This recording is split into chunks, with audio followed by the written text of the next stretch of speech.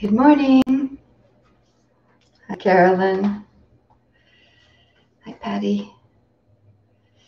Do I have this sound set up properly? If someone could just give me a thumbs up or a yes on that. Some of the systems changed here this morning, so I want to make sure I've got that on properly.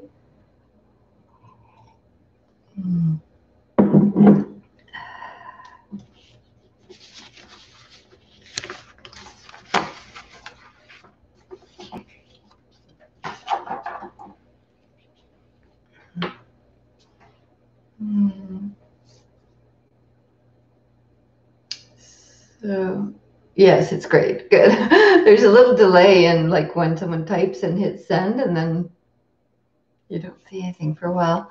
So thank you. Thanks. All right. So just a few minutes early here. Wanted to say good morning for folks and give a chance to settle in. Oh, what's going on? There we go.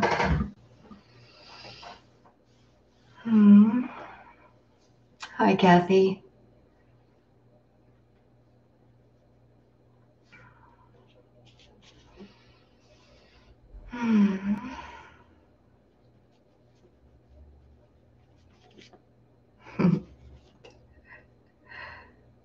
It's funny, last night, well, I was working on this talk for a while and then most of the day yesterday, and I was like, oh, I don't know, it's not, not really clicking and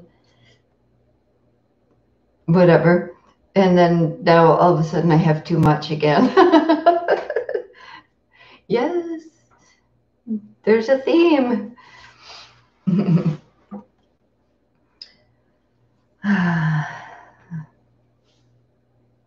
But we're going to try something a little different this morning, and I'll just wait till 9 o'clock to share that with whoever's tuning in.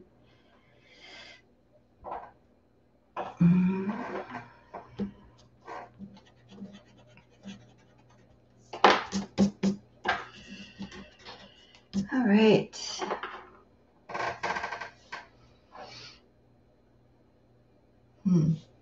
My clock is different.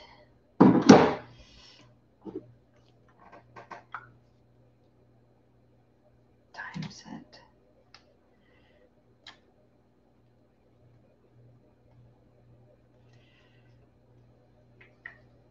All right. So I'll just see if there's any messages over here. Okay.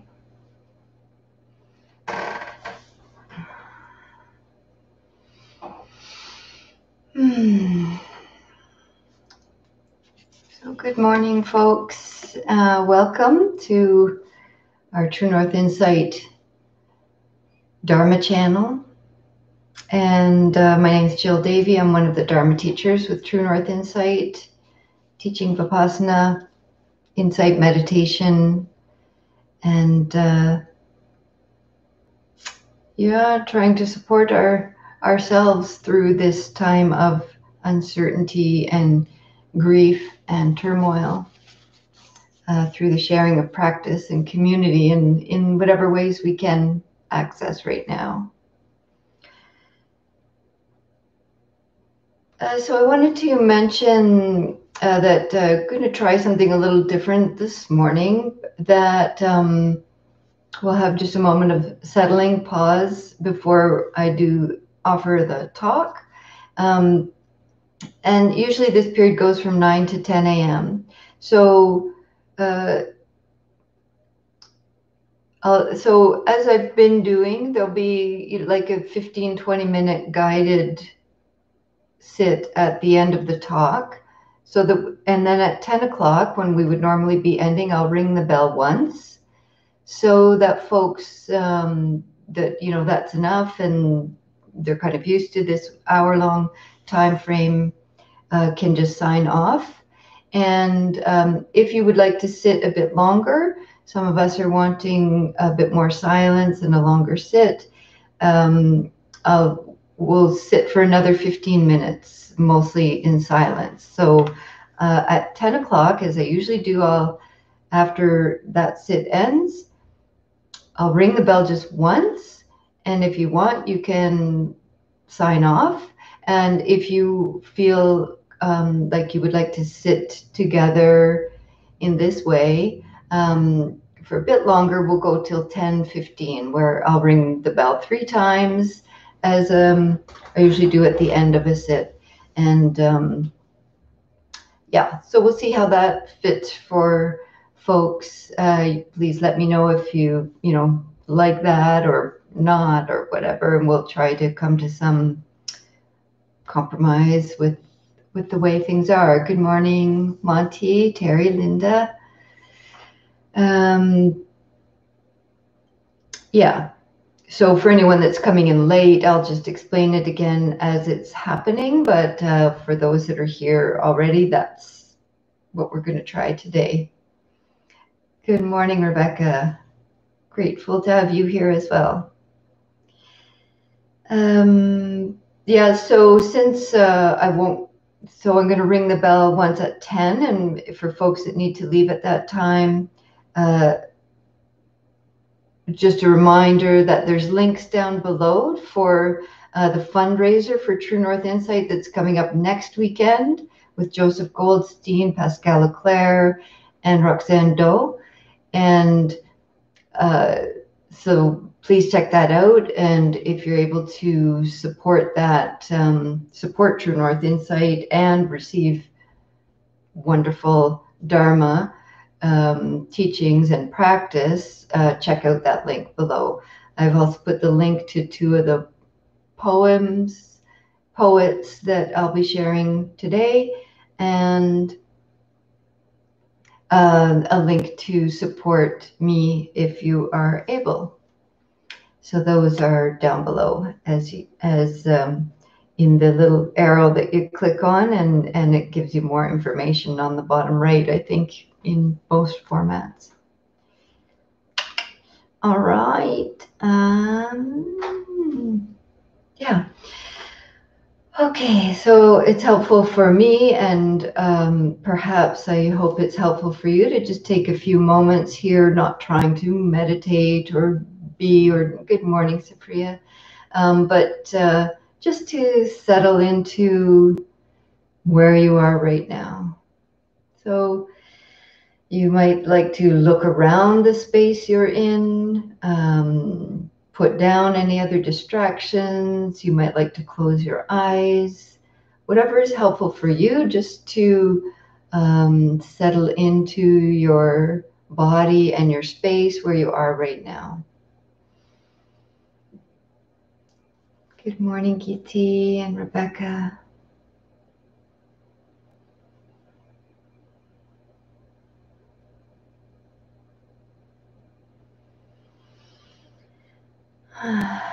Any sighing breaths you need? Any attention to the ground beneath you? That's very helpful at these times of such turmoil.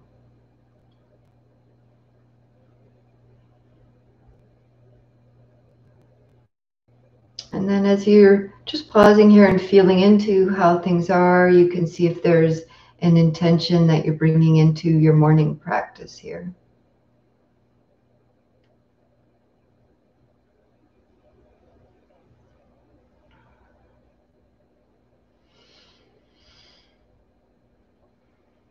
Another moment or two with that pause, and then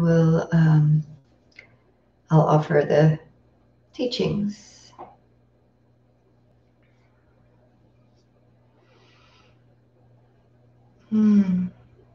So this, I've been noticing the topics that are showing up for me in these last few sessions are a lot of intense emotions and heart, body, mind states that are showing up. Anger, and I haven't done fear yet, but that's coming, I think. But I was having a conversation with a yogi, with a practitioner, about how fear is very much underlying anger. So we might talk more about that.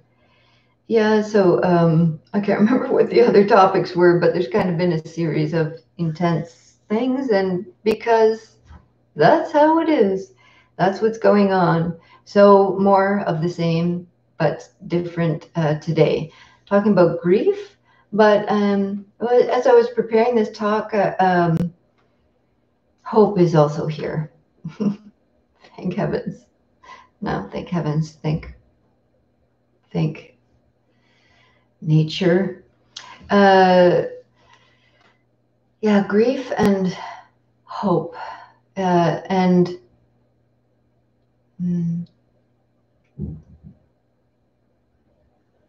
I think if there wasn't hope right now, we wouldn't be speaking up and acting out and going to rallies and challenging ourselves, challenging each other, and showing up each day.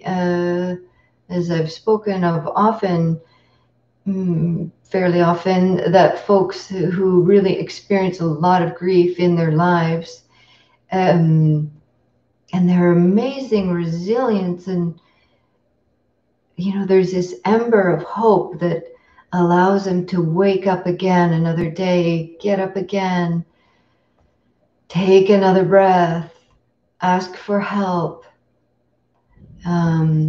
take another step. And I bow so deeply to these folks and their courage and yeah, that to me is hope, that there's some sense that there is another possibility. Amazing. So this talk of grief and hope in our current context of overwhelming grief at the state of our world, and in particular right now is thankfully coming to the surface of anti-racist work, and no more that this ancient and twisted tale must shift now. And equally with that is the missing and murdered Indigenous women of Canada and of the world. And of course, the environment. There's very many layers of grief and of war and of strife, and because one of these is really boiled to the surface, it's representative of all of these griefs, and representative of all of our calling to say no more. This paradigm must shift now. So I'll start with this poem by, yes, Rosemary Watola Tromer, who I often read her poems. And this is called How It Goes with Hope.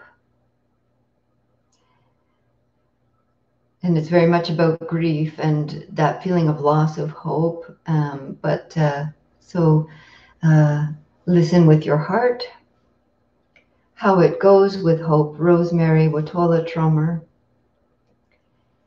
Eventually, a burning hope becomes ember, becomes glow, becomes gone.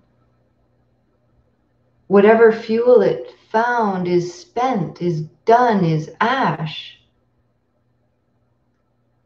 Not that you blame hope for losing its brilliance, more that you become increasingly intimate with what is.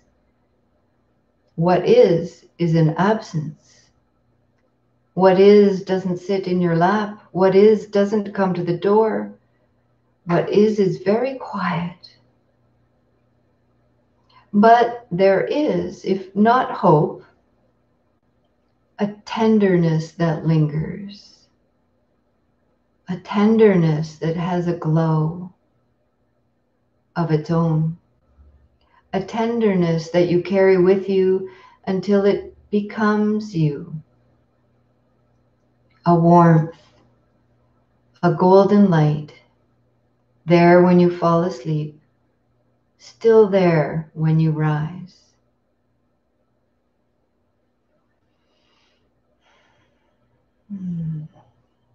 Thank you again, Rosemary. So this really speaks to those times that we may be feeling now of despair, when the grief has overcome us and we lose hope. We feel it's spent, it's done, it's ash. And there's days we just it's feels gone.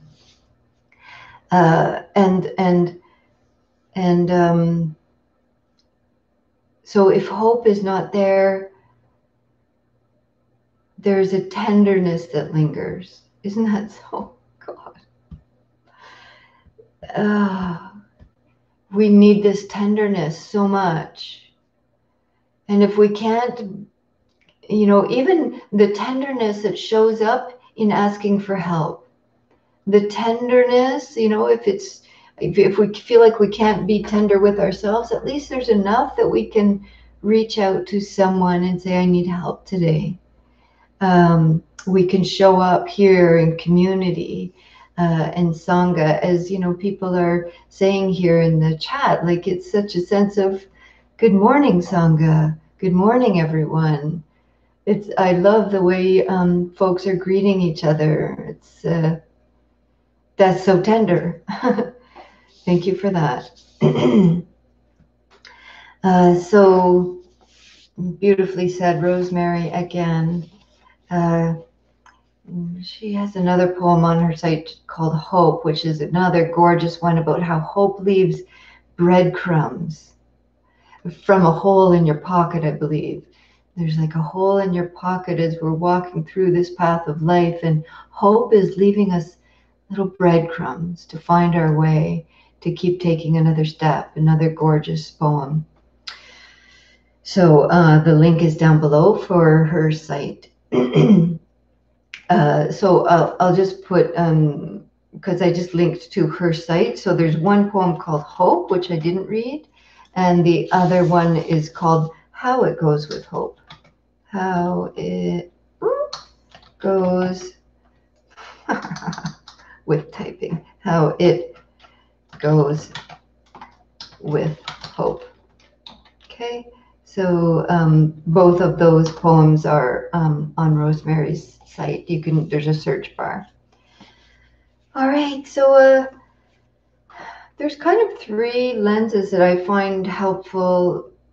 Maybe it would be for you around grief, and how sometimes we are in grief, sometimes we are trying to move away from grief, and sometimes we are with grief.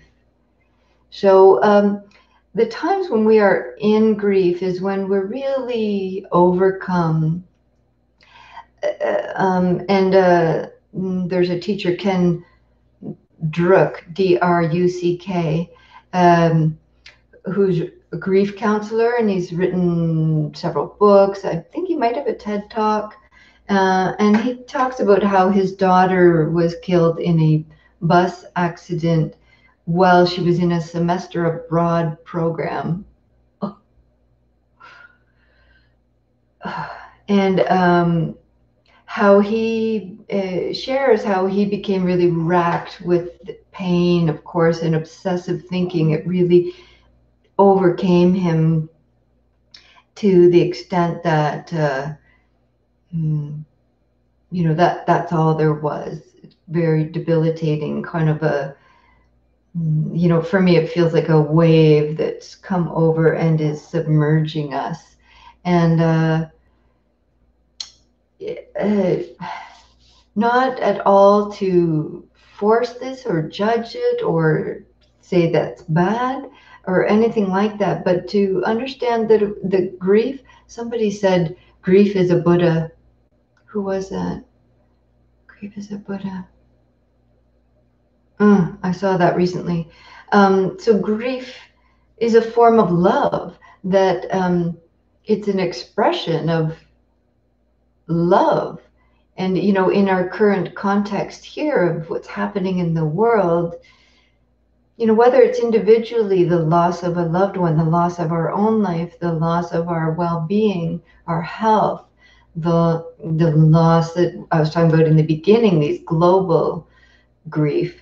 It's a form of love because we can see how we care. We can see our connection to these things, and this is why it's so painful. So, and of course, you may have heard of this kind of a newer field of science of epigenetics, how grief is shown to actually trauma in particular, but grief, same, grief and trauma, that our genes are affected, our actual, the molecular structure of how we're made, our genetics are affected intergenerationally. Grief and trauma are passed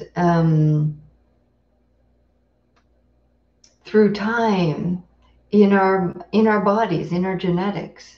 And of course, this is exacerbated, fueled by our culture of silence and numbing.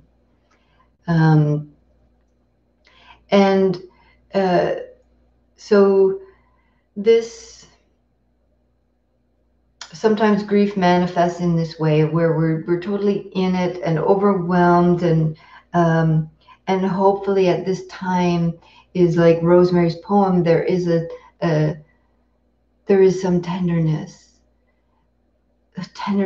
towards ourselves in that grief, enough tenderness that we can reach out and ask for help to get us through those times. And there's a story in the Buddhist commentaries of Kisa Gotami, sometimes she's called Skinny Gotami, and the story of the mustard seed, where a woman is completely in this state that I'm talking about of overwhelming despair. There's another story as well and it just goes on and on and on and on, as it is for some folks, just on and on and on and on, of all these terrible tragedies that happened to this woman, and the death of her child, and in one of the other stories of her husband, her child, her parents, her brother. It's just horrific. And many people experience this. And so whichever story, this overwhelming grief. And so she's carrying her child who's dead, and she cannot reconcile that.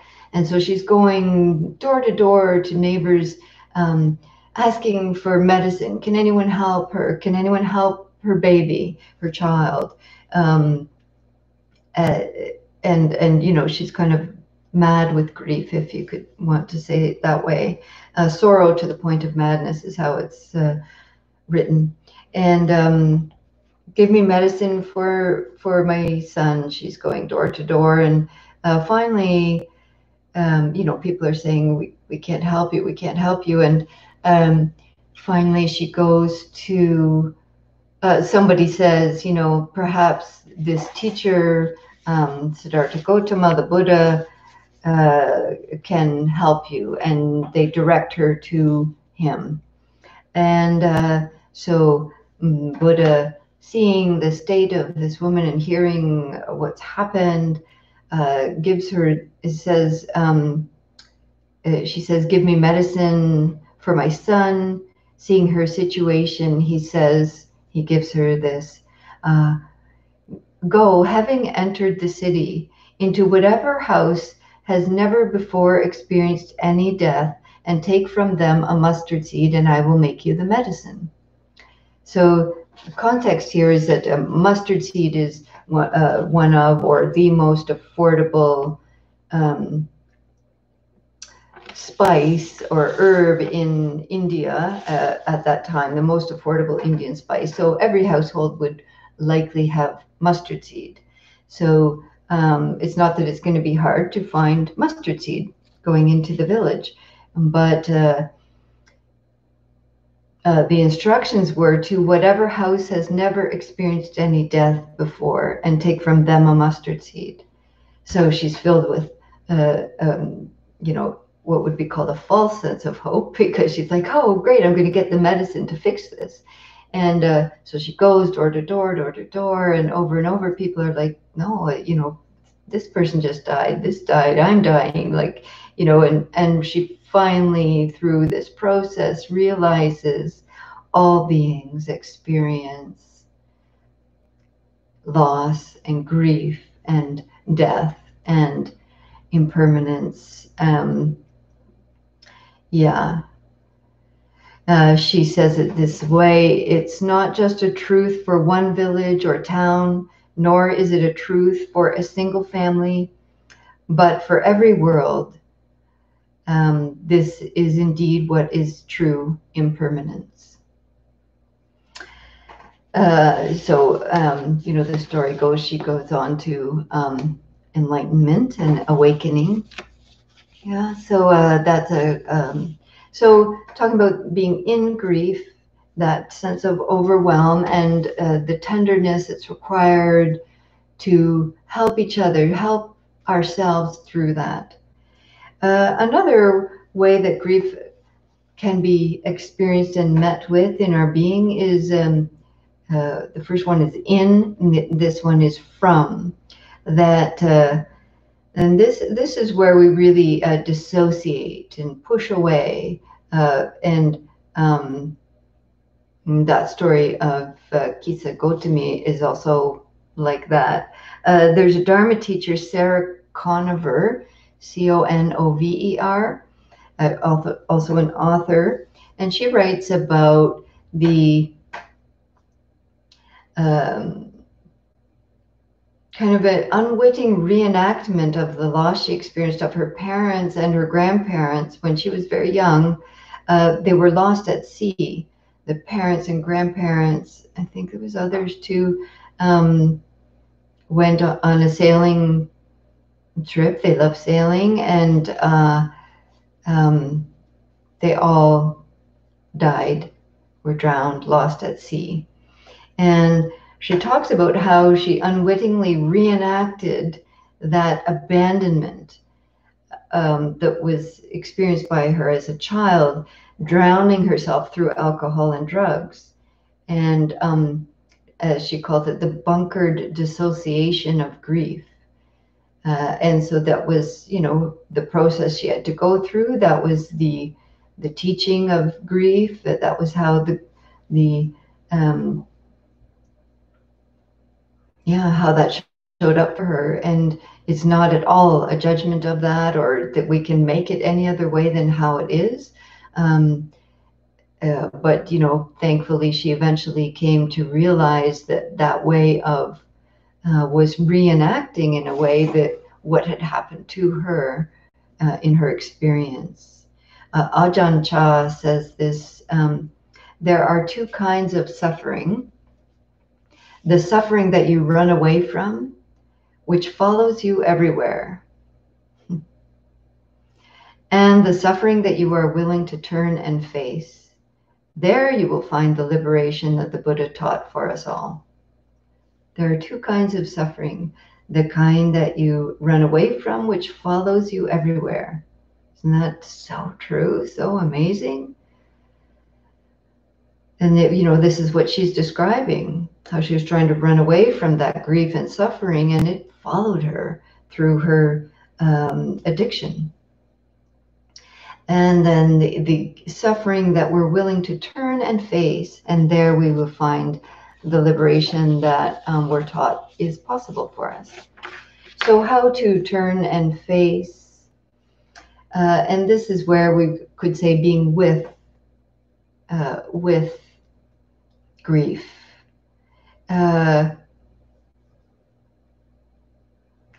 Similarly, Joan Sutherland said, similarly to what Ajahn Chah is saying there, she said in an article that she wonders if it's not grief that weakens us, but all we do to avoid it. Wow. I totally agree, of course. It's not grief that weakens us. Grief, it feels like sometimes I can't touch this grief. I can't allow this because I'll never come out from under that wave. And many teachers, especially if you're, in community, would say that it will, it will pass. We have to go through it rather than avoiding it. But if avoiding is the way the system is, everything has its time. Everything has its time. So, to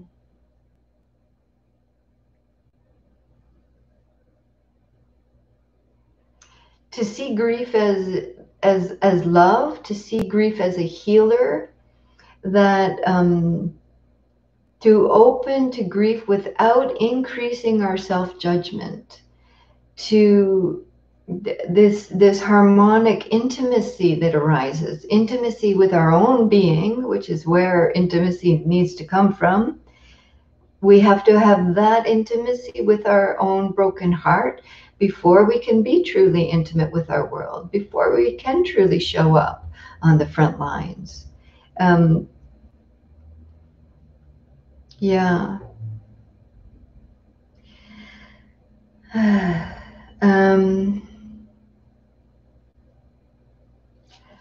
The most wholehearted thing any of us can do is to be honest about what we're going through and to love ourselves through the process. Healing can't be rushed. On these global scale or personal scale. A teacher, a teacher, yes, she is a teacher, a student, friend, teacher who's actually here in the chat. I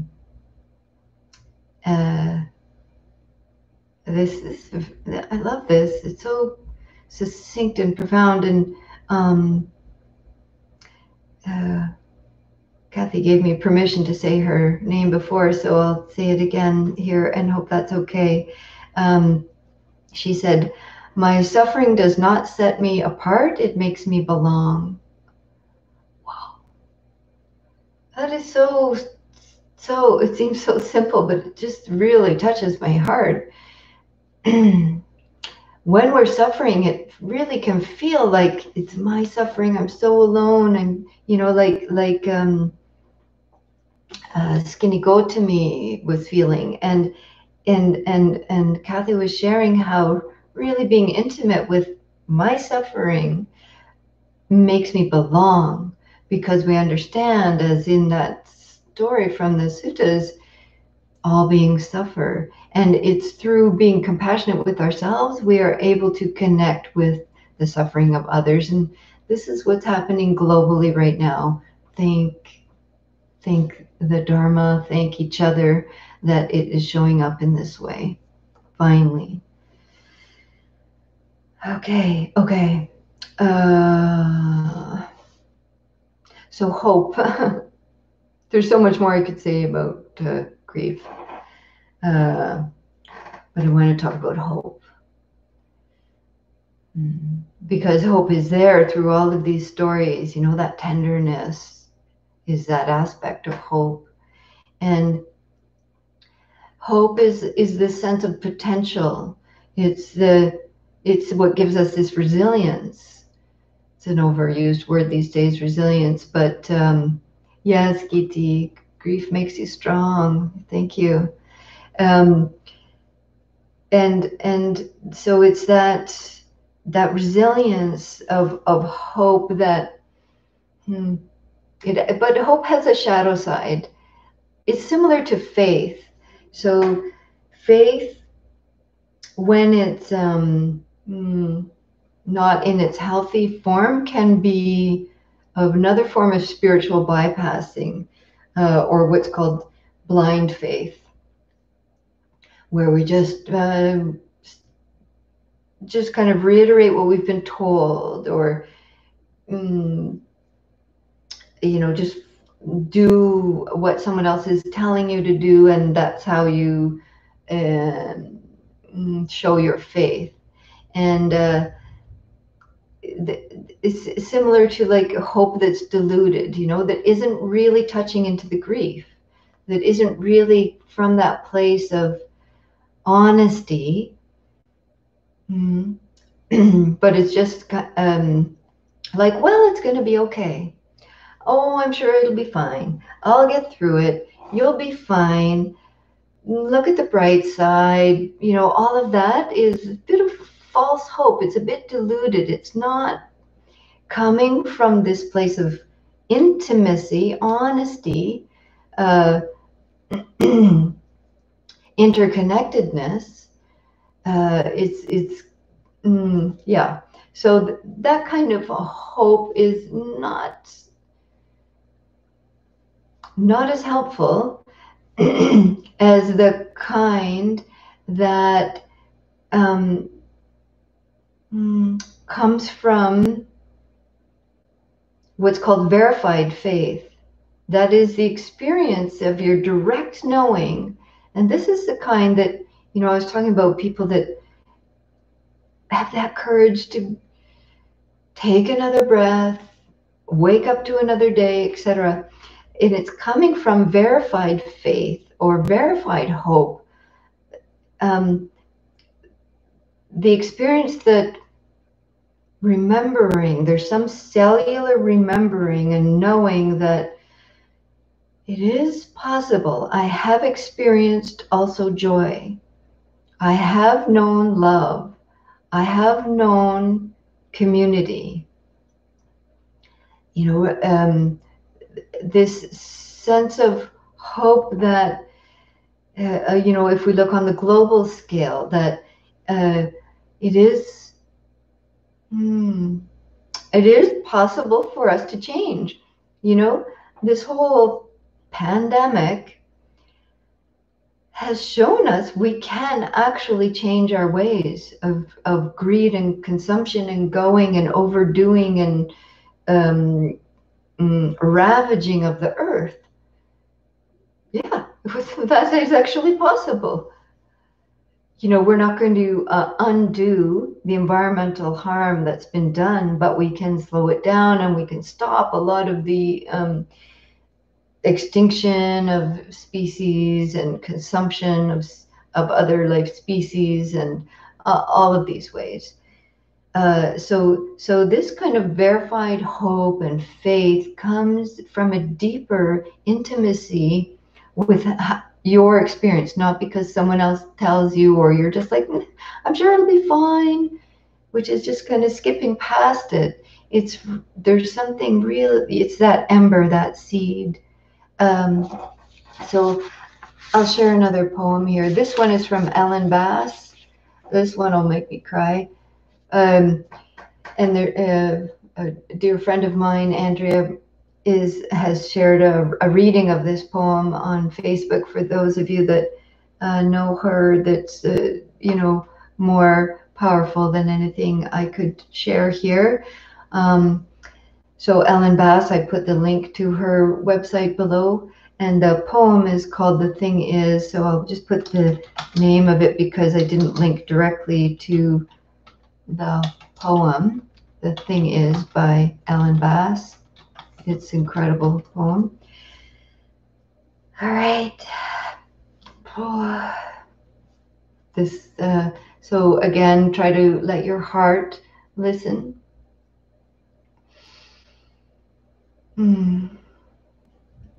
The Thing Is by Ellen Bass.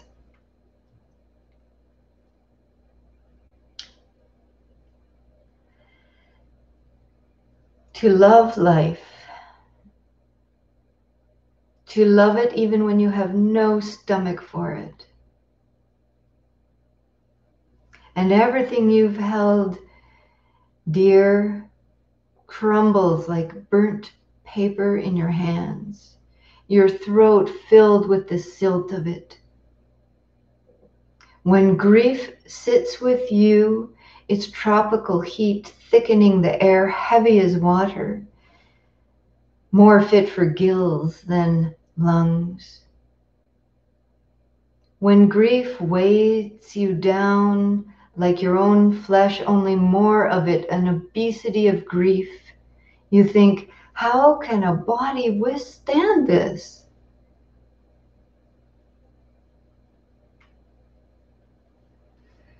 Then you hold life like a face.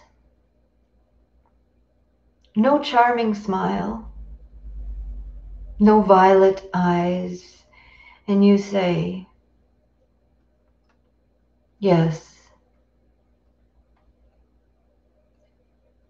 yes, I will take you. I will love you again.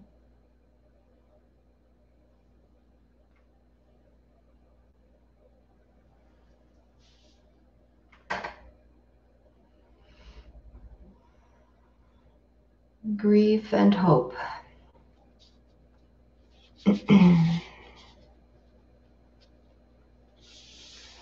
So let's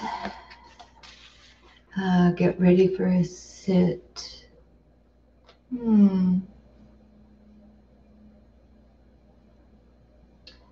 Is guiltiness is coming from an unknown cause?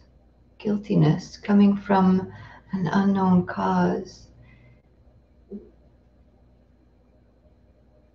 Oh, I think this may be saying grief is part of guilt coming from an unknown cause.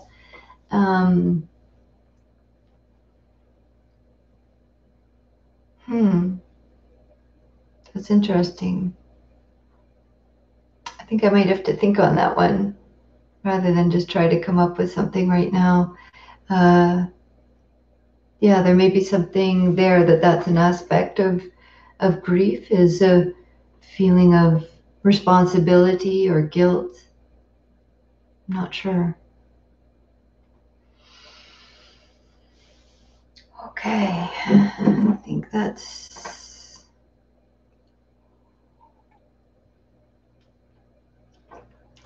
enough.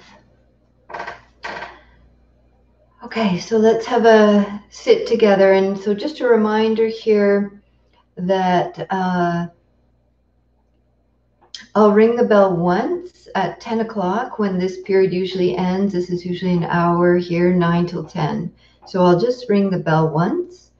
And then, so folks that need to leave, choose to leave at that time, certainly thank you for being here. Check out the links below. And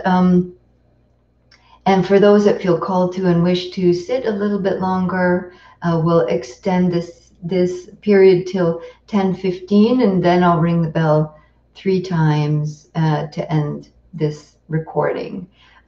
So that's for folks that would like to sit a bit longer and to have more silence after the initial guiding, okay? All right, so we'll try that on for today and see how that fits for people. Okay, so please set down anything that is pulling your attention away from your heart and body presence that we're cultivating right now.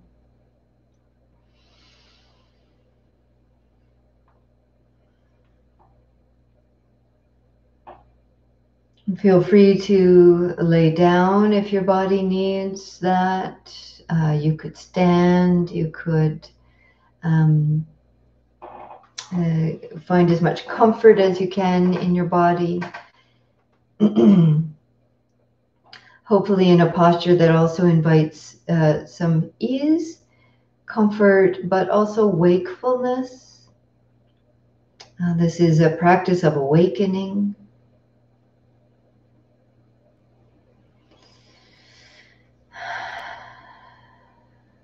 And touching into this topic of grief today might, if you're feeling right now as we're entering into this time of a bit of stillness and quiet here, that you might need to keep your eyes open and look around your space, find some grounding, find a comforting touch. You can place a hand on your heart if you're feeling a lot of grief right now that needs attention. Another form of touch and comfort that I find helpful sometimes is where you put your hands out in front and then interlace your fingers. You cross your hands, interlace your fingers, and turn them in. And then you kind of get this feeling of a hug and resting.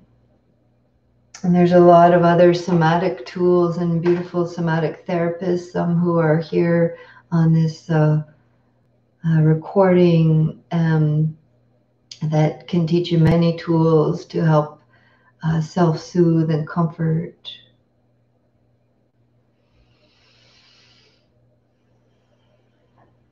So please take care of yourself and begin attending to what's touched here for you. And you might need to just touch into grief and then move away from it. Touch into grief and then also touch into hope. You are here in a community right now. A community of love, a community of people practicing for the development of compassion and wisdom.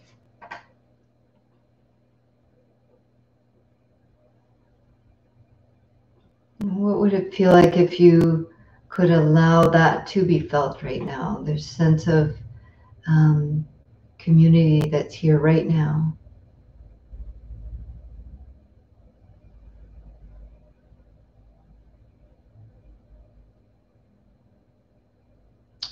People that may be unknown to you but are wishing you peace, wishing you ease and love, safety, courage, tenderness.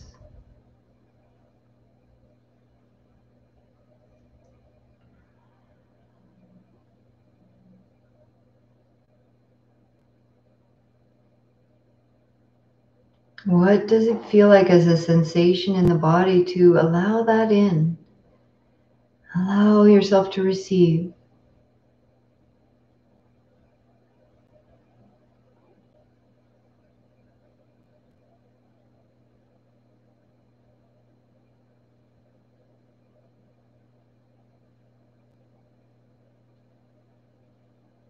And if this tenderness that's an ember, a spark, that becomes hope, it is found in a place in your body, within you.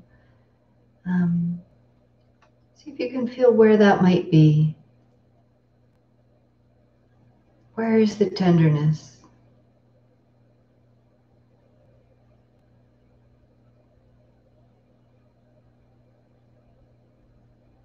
Not conceptualizing and thinking about it. Just feeling where your attention moves to in your body when you think of tenderness. And if you like, very optional, you might like to touch that place. A tender touch with your own hand to your own being.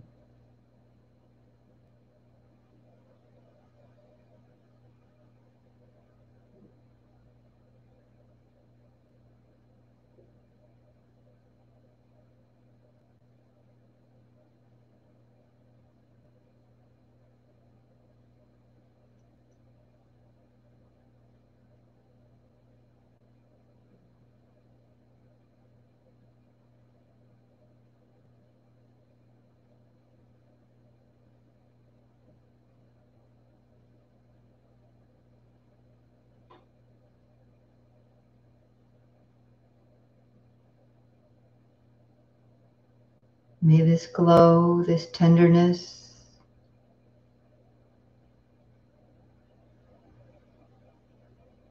this warmth,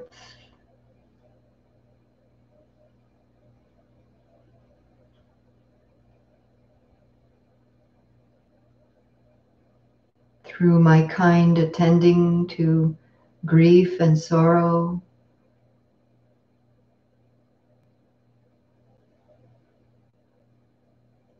then the tenderness is sparked, becomes an ember.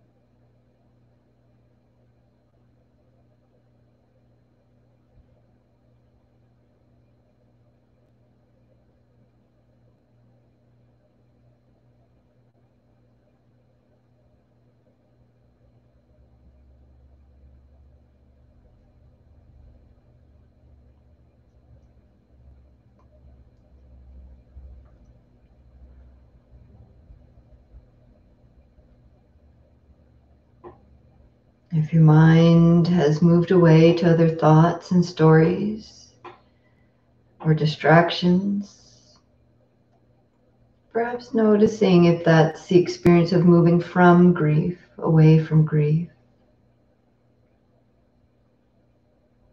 without judging, and if that's what's needed, taking care of yourself. And if there's a possibility, the capacity here in this moment to come back and begin again, just pay attention to your heart, body, being. And with each breath, stoking that ember of hope.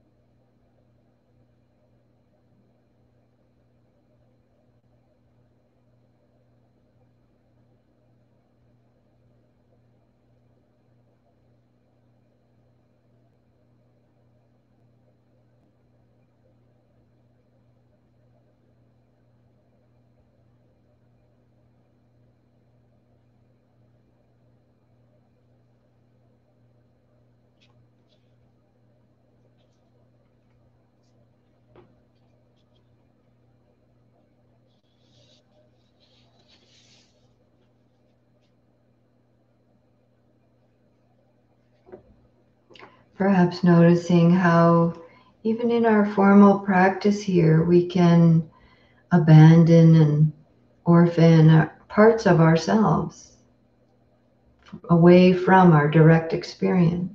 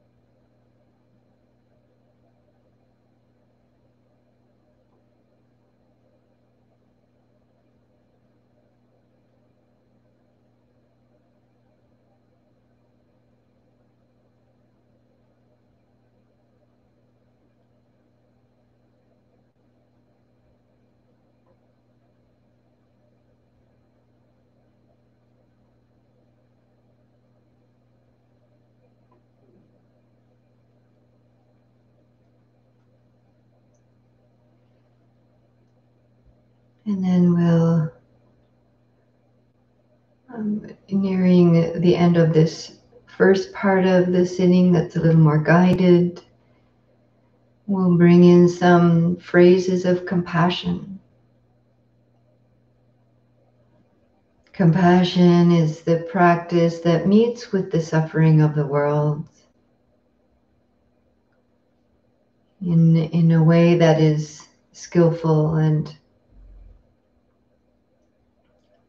hopeful and honest.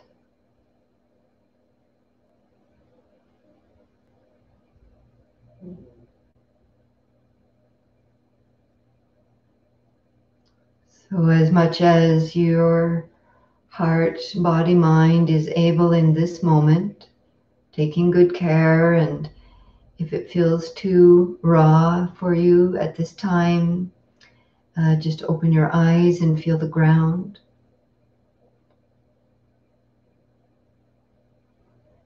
And if it feels all right for you in this moment to touch into this grief of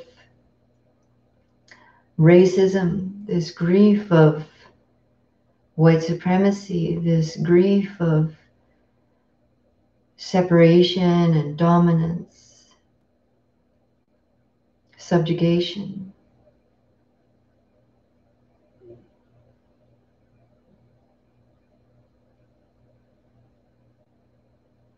Our own internalized grief or shame.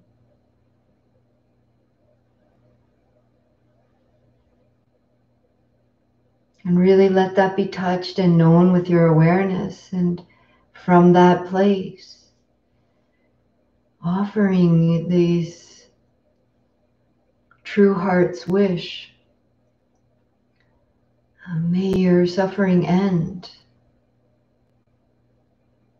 May you be safe.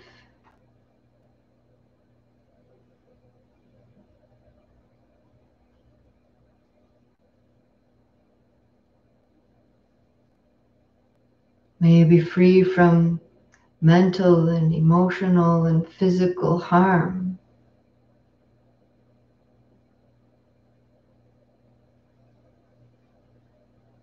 May all beings who are affected by racism be free from suffering. Be safe.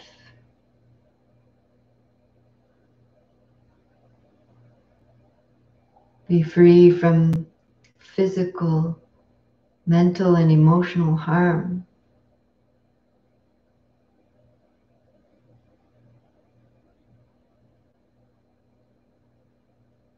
Feel this touched within your own being. And as you repeat silently these wishes or in your own words, feel that ember stoked, that ember of compassion for the grief of the world.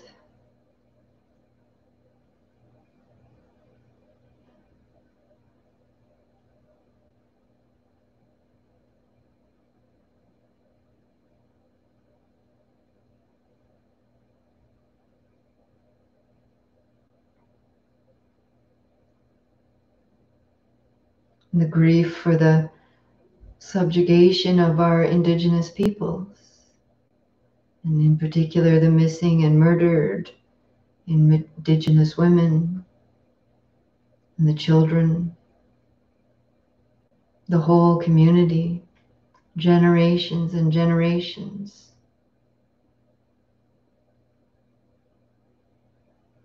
May you be free from suffering. May you be safe.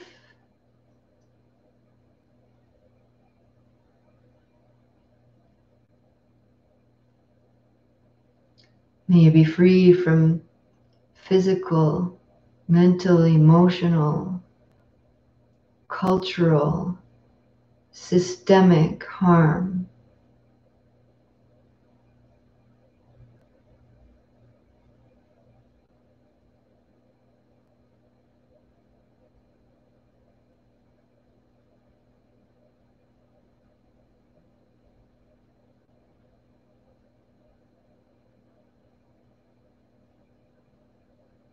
Now allow yourself to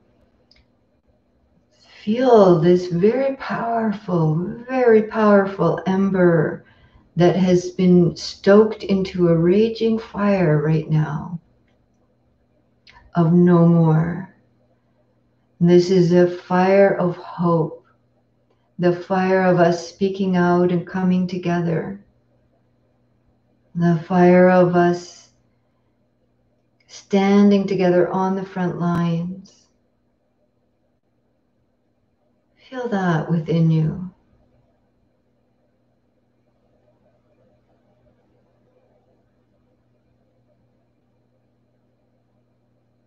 The hope, the possibility that compassion and honesty and love and action can transform our relationships with each other, with this world, with all beings.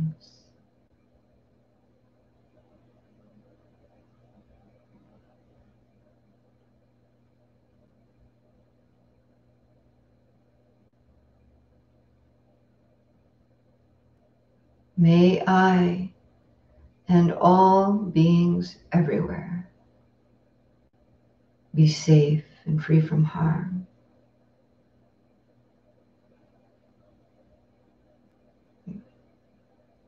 May I and all beings everywhere be free from suffering.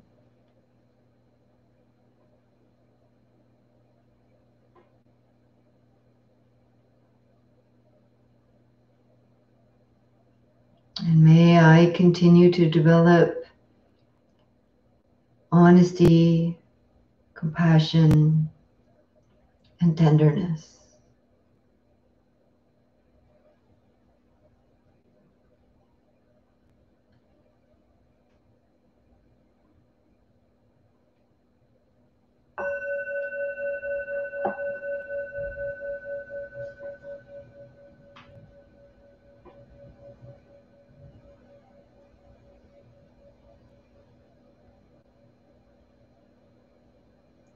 And for those who wish, we'll continue sitting in silence for another 15 minutes.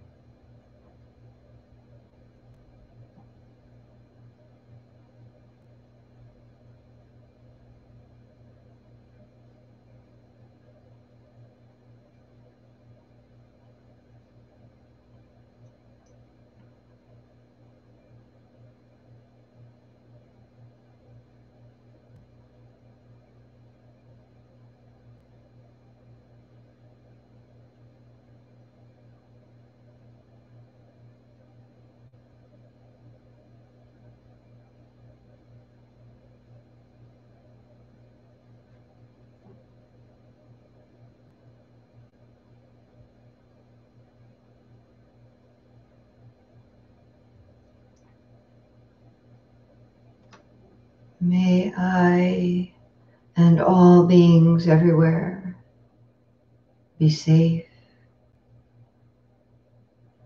May I and all beings everywhere be free from suffering. May I grow in tenderness and compassion with myself and all beings.